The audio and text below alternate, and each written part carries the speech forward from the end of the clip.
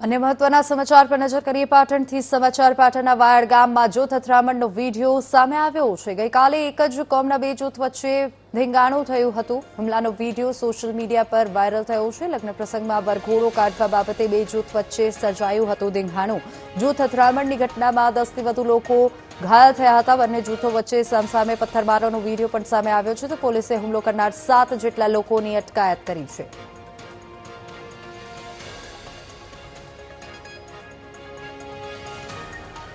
વધુ વિગતો સાથે સંવાદદાતા ભરત ફોન લાઈન પર જોડાઈ ગયા છે। ભરત, મારામારીનો વિડીયો સામે આવ્યો છે, શું વધુ વિગતો આ વિડીયો માટે?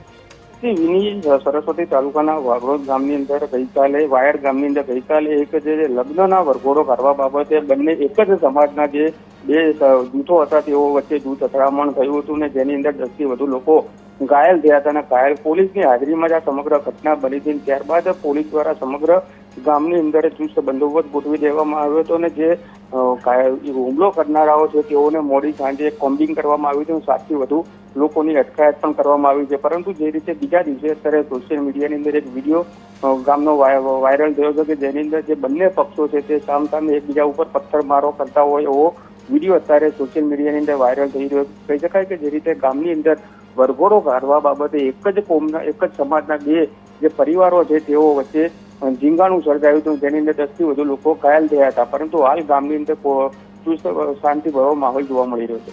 જી બિલકુલ, આભાર ભરત સમગ્ર માહિતી બદલ।